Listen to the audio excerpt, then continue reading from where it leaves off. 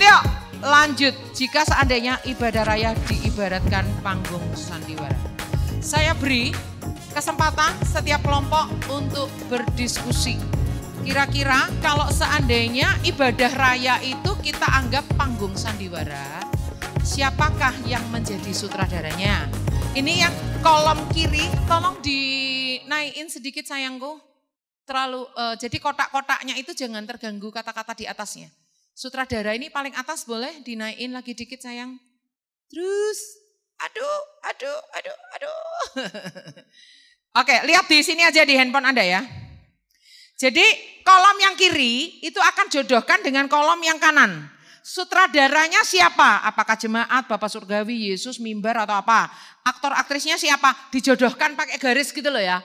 Anda diskusi, saya beri kesempatan berdiskusi, saya beri waktu 5 menit setiap kelompok diskusi dari sekarang. Ini kelompok 1, 2, 3, 4, 5, 6. Silakan diskusi. Sutradaranya siapa? Aktor aktrisnya siapa? Penontonnya siapa? Produsernya siapa? Naskah skenario siapa? Kostum-kostumnya apa? Panggungnya apa? Naratornya apa? Oke, silakan berdiskusi. Oke, ini kelompok 4A, ini kelompok 4B supaya enggak terlalu panjang. Ini satu kelompok aja. Ini kelompok 2A, ini 2B. Sini bertiga, ini 2B. Halo, bertiga. Ini kelompok 3A, ini kelompok 3B. Cepat diskusi. Cepat, Mi. Diskusi. 5 menit dari sekarang. Oke ya, nanti saya tanya loh ini. Katanya loh. Saya nggak nanya per kelompok, tapi Anda langsung jawab aja. Siapakah menurut Anda apabila ibadah itu diibaratkan sebuah panggung sandiwara, siapakah sutradaranya? Bapak Surgawi? Siapakah sutradaranya? Salah. Siapakah aktor dan aktrisnya? Ya? Salah. Siapakah penontonnya? Jemaat. Salah. Siapakah produsernya? Siapa produsernya? Kenapa yang ini benar ya? Baru benar, baru satu ya. Oke. Apakah yang menjadi naskah atau skenarionya? Liturgi? Salah. Memang sengaja saya jebak di sini. Salah. Apakah yang menjadi kostum? Kalau drama kan ada kostum, dekorasi, propertinya, kursinya, layarnya, apanya? Apa kalau dalam ibadah itu apanya? Apa? WL pemain musik. Salah. Apakah yang menjadi panggungnya? Mimbar. Salah. Siapakah yang menjadi naratornya? Katanya tadi Roh Kudus sutradara. Oh, tadi sutradara Bapak di surga. Naratornya Roh Kudus. Salah. Jadi Anda cuma yang betul Bapak Surgawi itu tok produser. Konsep berarti Pak jemaat di sini konsep tentang produsernya itu sudah jos berarti. Ya, betul. Karena memberi makan ribuan orang pun produsernya Tuhan kan Pak. Wah, luar biasa. Oke. Kita lihat halaman berikutnya. Halaman berikutnya ini sengaja yang kolom kanannya saya kosongin. Anda catat sendiri ya. Yang boleh dicatat di handphone, boleh dicatat di kertas atau apa. Anda punya note di handphone Anda boleh.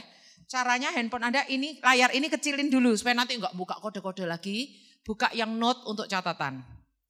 Sutradara dalam sebuah ibadah apabila ibadah itu diibaratkan sebuah panggung sandiwara. Sutradaranya adalah Roh Kudus. Kenapa sutradara itu harus menguasai naskah? Sementara naskah kita adalah Alkitab. Semua lagu yang tidak Alkitabiah gak usah dinyanyikan. Semua lagu yang akan kita nyanyikan harus Alkitabiah. Karena naskah kita apa? Alkitab. Oleh karena itu siapa yang paling menguasai Alkitab? Ya Tuhan semuanya. Tapi kan yang mengilhami penulis Alkitab siapa? Roh Kudus. Roh Kudus itu Allah yang tertib. Artinya Roh Kudus yang akan menolong kita persiapan, menolong kita latihan, menolong kita perform, menolong kita pelayanan. Itu semua Roh Kudus. Nah, oke, saya panggil seorang WL, boleh maju? Ibu WL. Ya, silakan maju. Oke, saya panggil seorang pengkhotbah maju. Pura-pura melodi ya, pengkhotbah cilik. Oke. Sometimes kamu akan berkhotbah, walaupun nggak harus jadi pendeti ya kan. Oke. Lalu saya minta seorang pemain musik, Bapak boleh maju sini. Oke. Seorang WL belum tentu tahu tema khotbahnya apa. Seorang pengkhotbah belum tentu tahu WL ini milih lagu apa. Oke ya. Tapi ketika seorang pengkhotbah ini bersandar pada Roh Kudus sebagai sutradara, dia akan mengkhotbahkan, ini nih. Ketika seorang pengkhotbah ini berkhotbah sesuai dengan tuntunan Roh Kudus, dia akan mengkhotbahkan misalnya tema kekudusan. Tanpa berjanjian, WL yang selalu bergantung kepada sutradara yaitu Roh Kudus akan dituntun Roh Kudus memilih lagu-lagu bertemakan kekudusan. Oleh karena itu banyak pendeta bilang gini, saya enggak janjian loh sama WL, tapi lagu-lagu tadi sudah 80% dari isi khotbah saya. Pernah dengar enggak pendeta ngomong gitu? Itu karena si WL ini bergantung kepada Roh Kudus. Pengkhotbah ini juga bergantung kepada Roh Kudus yang sama. Tanpa mereka berjanjian, berkenalan atau bahkan chat-chat dalam WA, mereka ini baru hari ini ketemu, tapi kok bisa klop karena dari sutradara yang sama. Demikian juga pemusik. Pemusik ini akan cari aransemen, cari apa, mengaransemen lagu dan sebagainya. Semuanya dengan sutradara siapa? Roh Kudus. Sehingga semuanya ini menjadi satu paket komplit ibadah. Ketika jemaat pulang, itu membawa pesan yang sama dari Roh Kudus sebagai sutradara. Oke, jangan duduk dulu. Sutradara itu selain menguasai naskah, dia juga harus tahu selera penonton. Juga Roh Kudus itu harus bisa mengarahkan aktor dan aktris. Ya boleh, silakan duduk. Nanti itu penjelasan berikutnya. Jadi siapa sutradara kita? WL tolong berdiri sekarang. Berdiri di tempat masing-masing. WL di ibadah anak dan sebagainya berdiri. Yang WL di ibadah anak remaja. Katakan, saya seorang WL. Roh Kudus adalah sutradara ibadah. Ketika memilih lagu-lagu, saya akan berdoa minta hikmat Roh Kudus. Roh Kudus akan mengarahkan saya memilih lagu-lagu sesuai dengan keinginan Roh Kudus. Dan itu pasti akan pas dengan khotbah dari si pengkhotbah yang juga minta pimpinan Roh Kudus. Keren. Ulangi. Saya tidak akan pernah memilih lagu-lagu tanpa meminta arahan sutradara. Saya pasti akan berdoa kepada Roh Kudus, meminta pimpinannya. Silakan duduk. Sekarang WL boleh berdiri yang selalu memilih lagu favoritnya terus menerus. Ada ya WL yang gitu ya. Nah, ini Bapak pemusik ini. WL sapa? Kuwi mestilah ono lagu iki. Ya. WL sapa? Kuwi mesti ono lagu iki. Karena apa? Itu lagu favoritnya dia. Makanya kalau dia WL selalu ada lagu itu.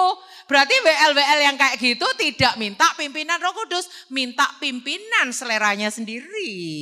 Ya, tobat kau. Oke, sekarang selanjutnya, siapakah aktor dan aktrisnya? Aktor dan aktrisnya adalah jemaat. Kok bisa? Aktor aktrisnya kan WL-nya Bu Grace. Salah. Aktor aktrisnya adalah jemaat. Kok bisa? Yang datang berbakti itu siapa? Jemaat. Pusat dari ibadah itu siapa? Tuhan. Jemaat ini berbakti kepada siapa? Tuhan. Kalau seandainya WL singer lengkap, semua pemain musik lengkap, jemaat tidak ada satupun yang datang. Apakah itu ibadah bisa diselenggarakan? Gak bisa. Sopo sing dijak nyanyi? Sopo sing diajak nyembah? Loh, ini bukan latihan loh Bu, ibadah raya. Tapi jemaatnya gak ada. Tapi Anda, shalom Bapak Ibu Saudara, tepuk tangan di atas kepala. Sopo sing dipimpin? Gak ada.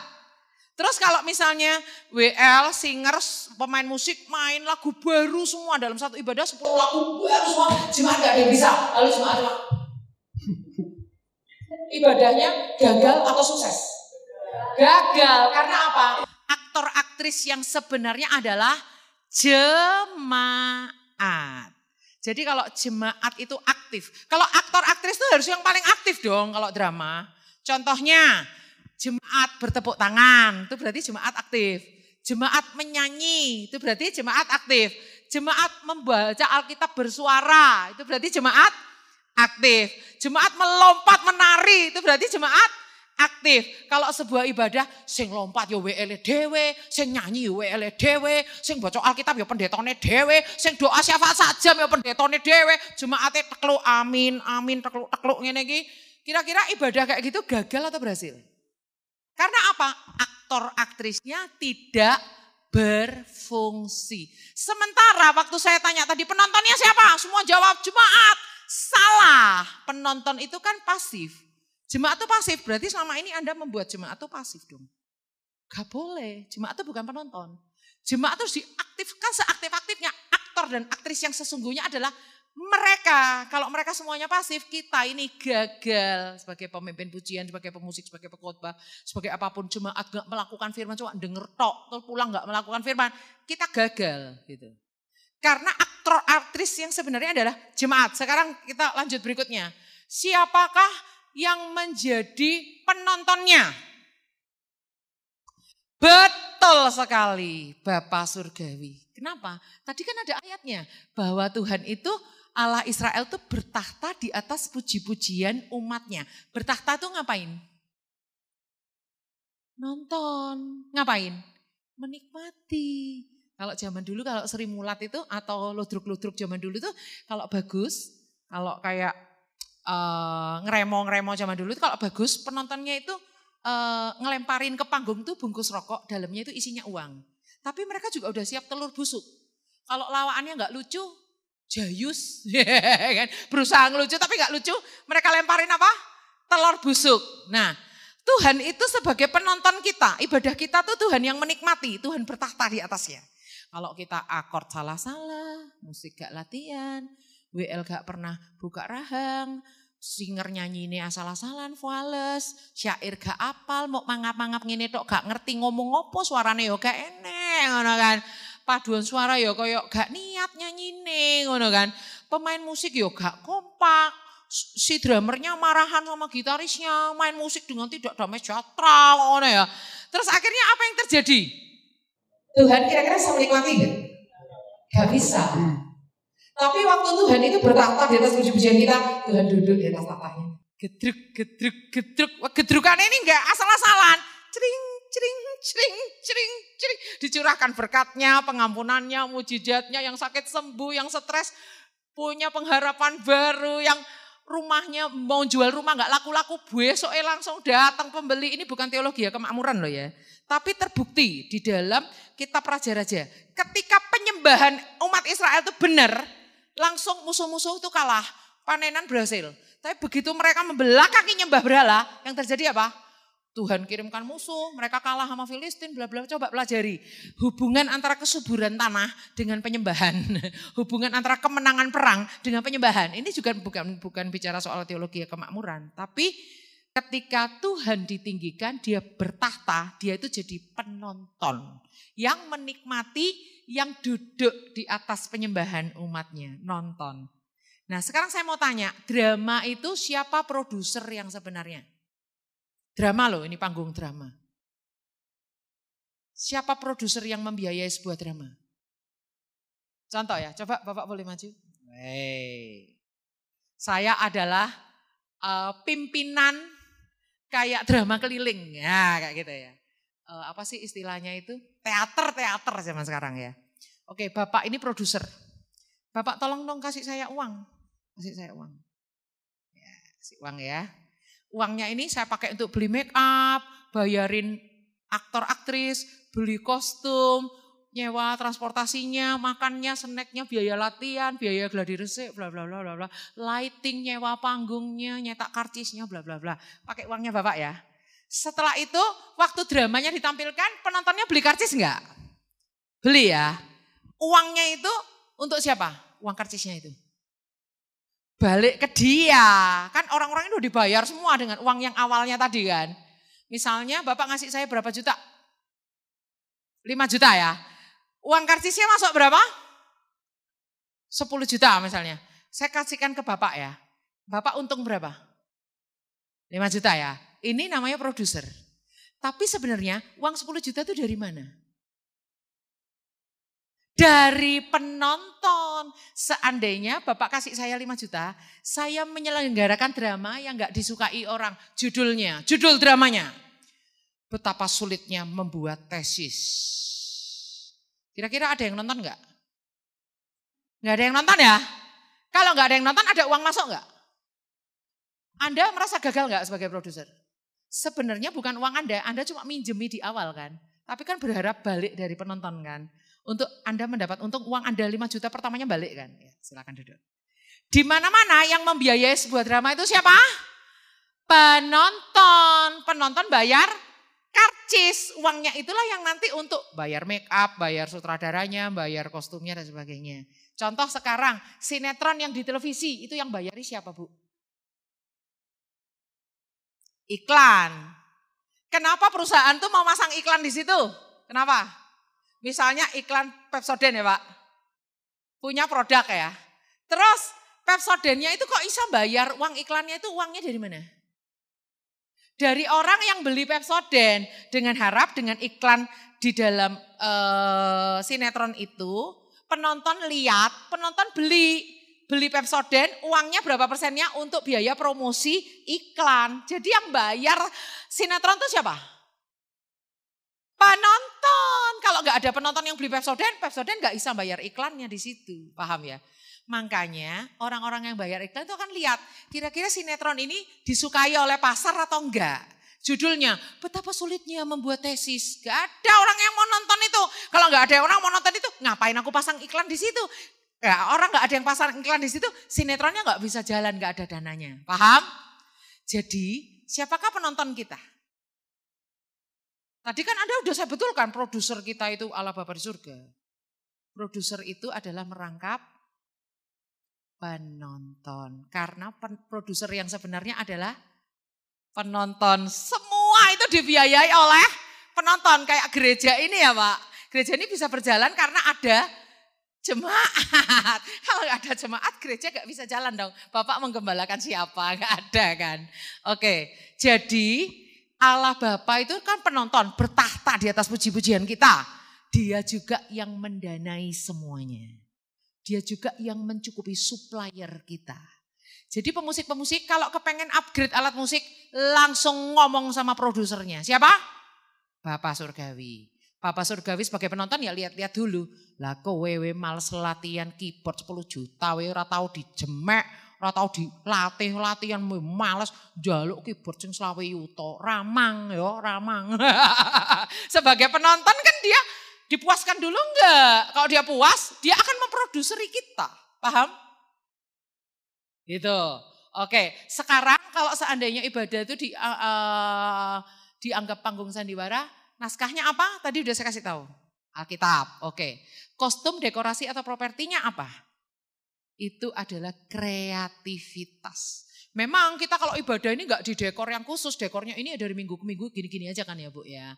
Ya kan, benderanya ya warnanya itu aja, enggak ada perubahan.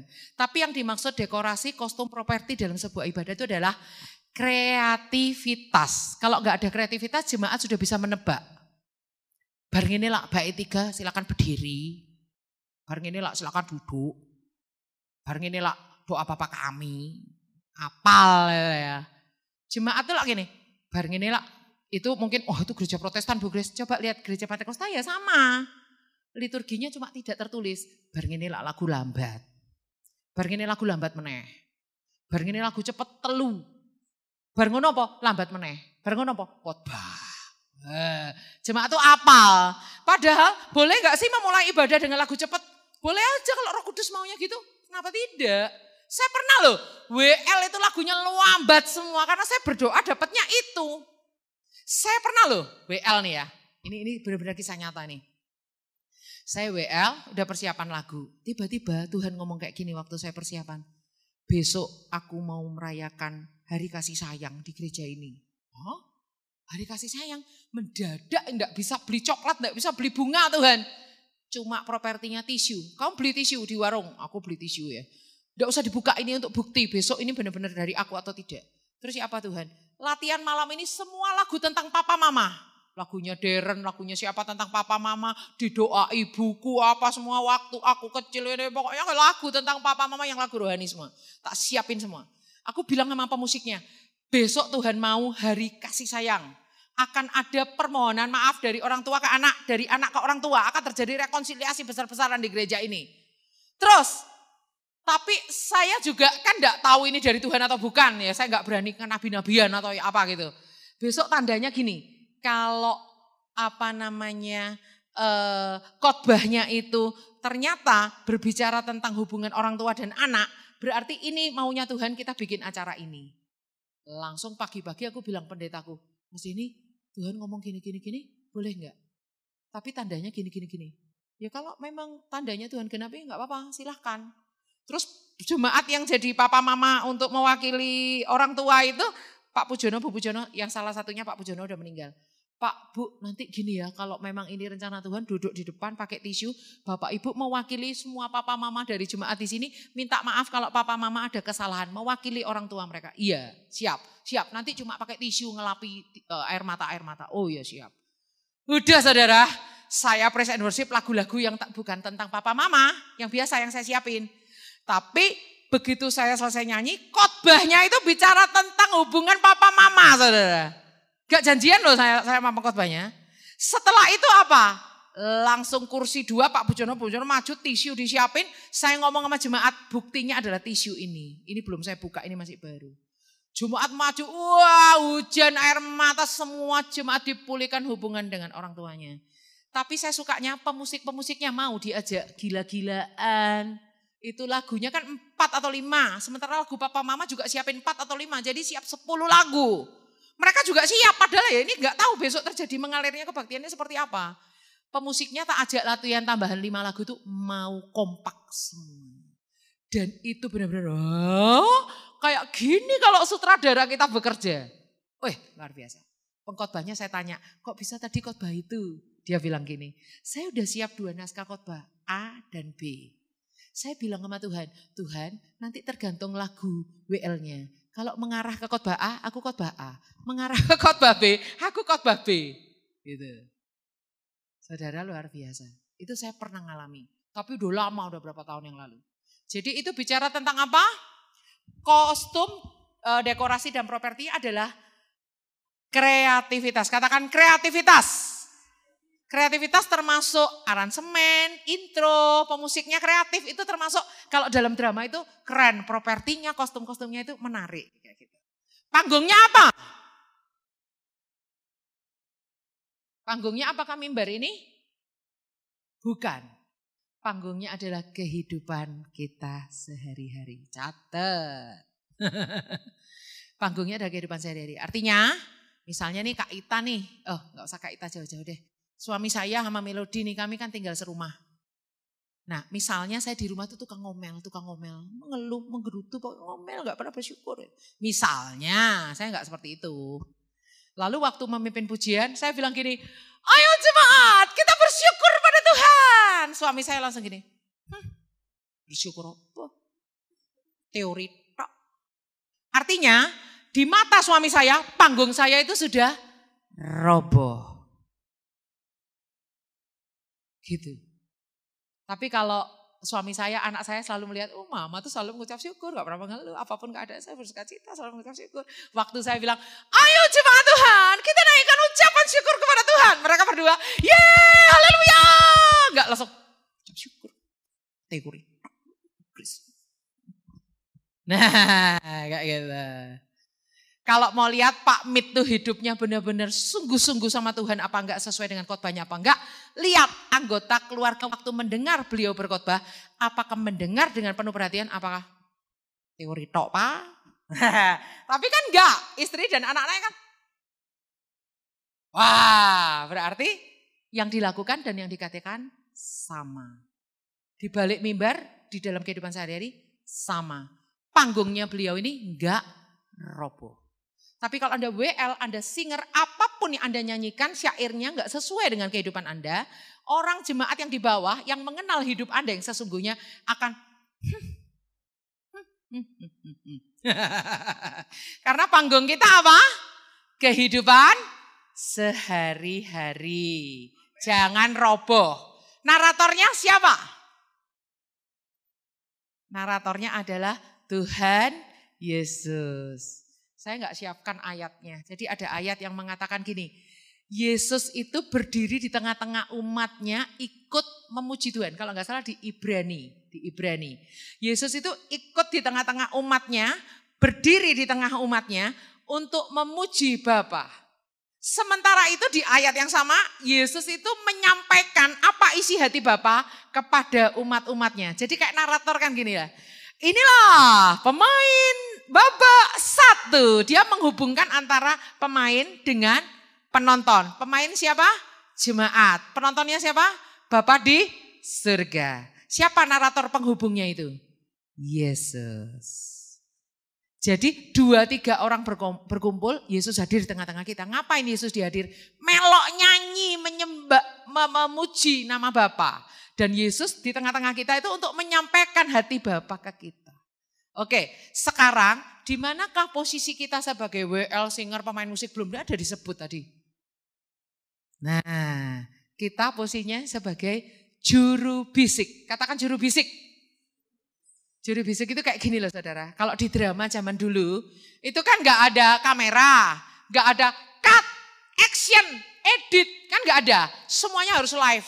Jadi pemain dramanya itu ditemani oleh juru bisik di pinggir layar sini. Juru bisiknya itu megang naskah. Ngikuti dramanya udah sampai mana. Nah pemain drama itu kan ada yang namanya human error. Dia kadang-kadang lupa teksnya apa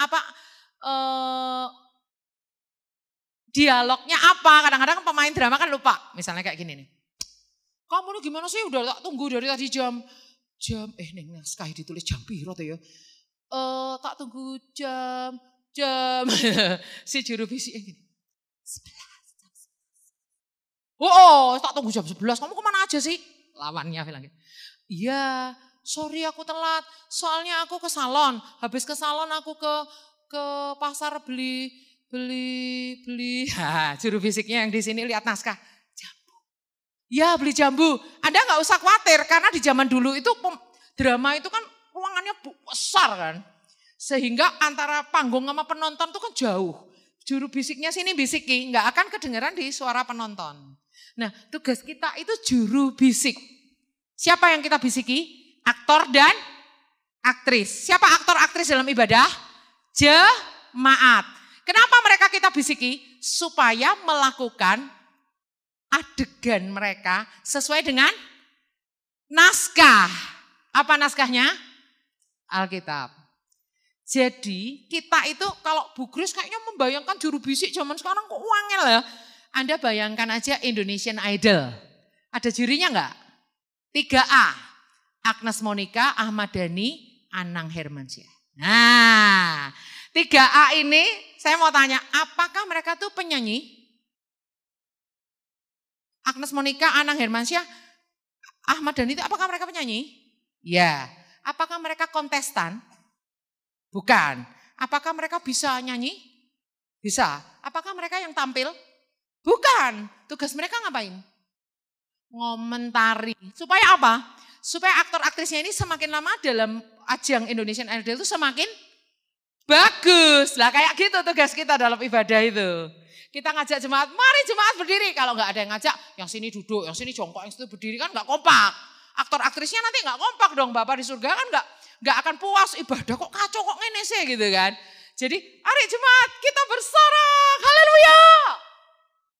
Haleluya. Nah, haleluya kok melempem ya. Haleluya. Nah, waktu jemaat itu kita suruh, kita kayak bisiki aktor aktris ini. Hei, saiki waktunya ngomong haleluya gitu. Sekarang kita lagunya ini gitu. Sekarang kita tepuk tangan di atas kepala gitu. Sekarang kita gini. Itu kita bisiki aktor aktris ini. Cuma yang bikin kita semua salah konsep tadi, kita menganggap kita ini loh yang di panggung, jemaat tuh loh yang nonton. Itu salah. Seharusnya yang betul adalah jemaat ini panggungnya.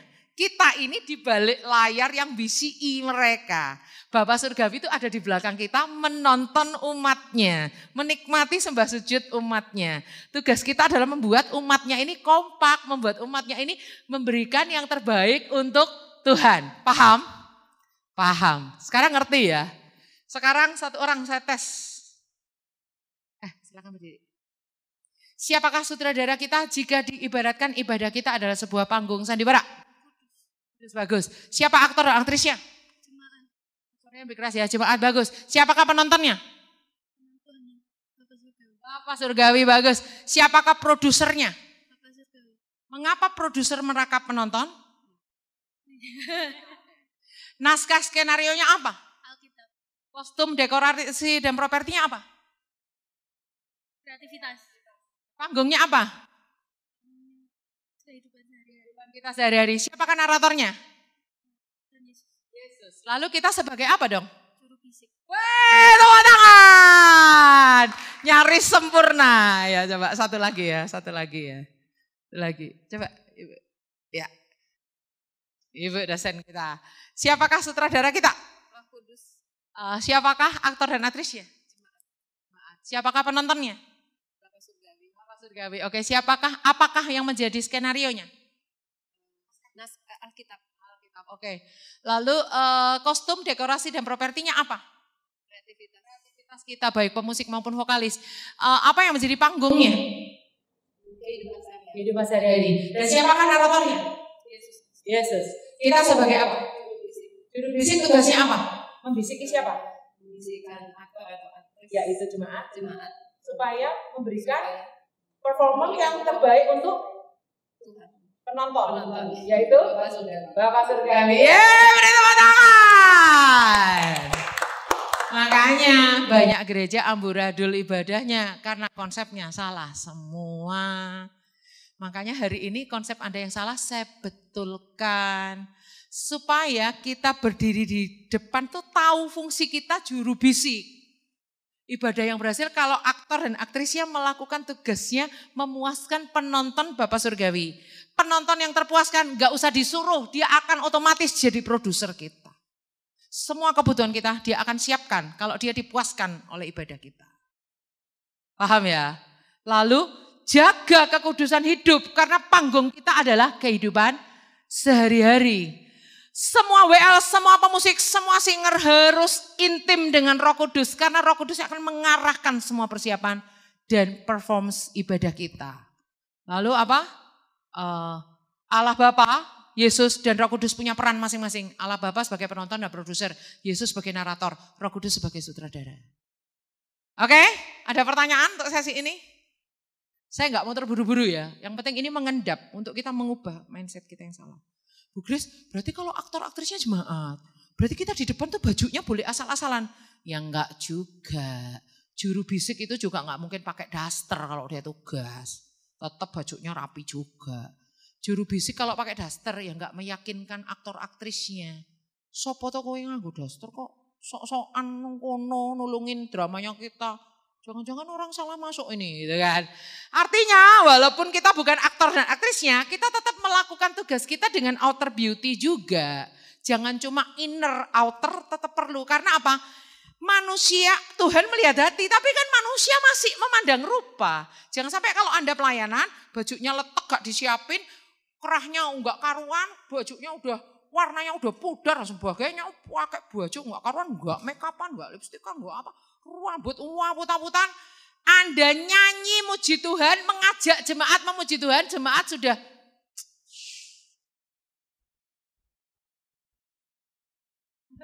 males gitu loh mau lihat kita. Jadi outer beauty tetap harus kita perhatikan. Kostumnya yang rapi, nuansanya kayak tadi kan batik semua tuh, keren. Terus baju-baju kostumnya dari penari tamborinnya tadi bagus, mantap. Anak-anak tadi choir rapi pakai baju putih semua. Keren gitu lah ya. Keren. Jadi yang disemangati untuk jadi aktor aktris juga semangat lah. Kalau kita wah salah-salahan outer beauty nggak kita perhatikan. Saya sampai bela-belain ganti baju kan untuk Anda kan supaya nggak bosan. Klambine kuwi meneh Bu Grace. Oke, beri tepuk tangan untuk semuanya. Yeay. Sekarang kita masuk tes suara ya. Siapa? Sudah ada 4 orang yang disiapkan, Kak Ita? Yang mau disiapkan tes suara? Ada pertanyaan boleh?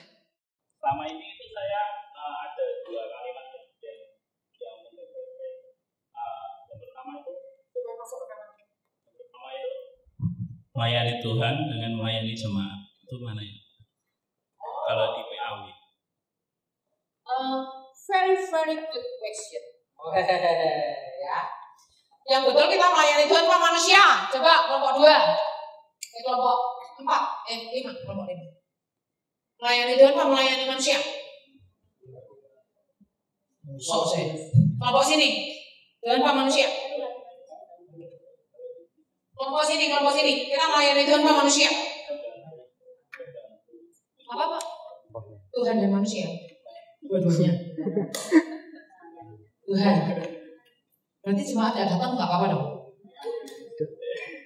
Yang betul adalah jawabannya kita melayani Tuhan di hadapan manusia.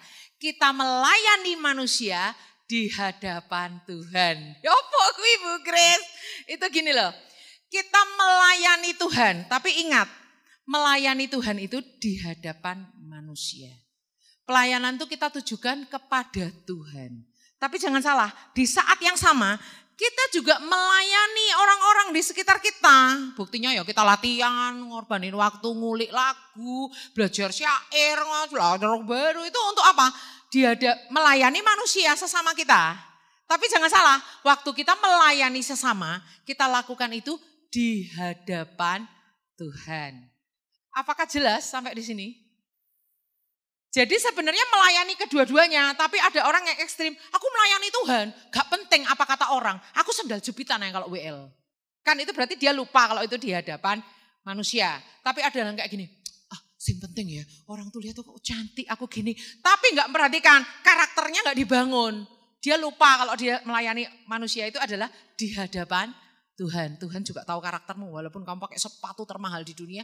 Tapi kamu tuh ternyata tukang ngomel kan. Ngapain ngajak jemaat bersyukur. Ternyata hidupnya penuh dengan omelan persungutan. Kita nggak bangun karakter. Kita harus dua-duanya. Melayani Tuhan di hadapan manusia. Melayani manusia di hadapan Tuhan. Ikuti kata-kata saya. Saya melayani Tuhan di hadapan manusia. Saya melayani manusia di hadapan Tuhan. Jelas? Ada lagi pertanyaan lagi? Bagus ya itu.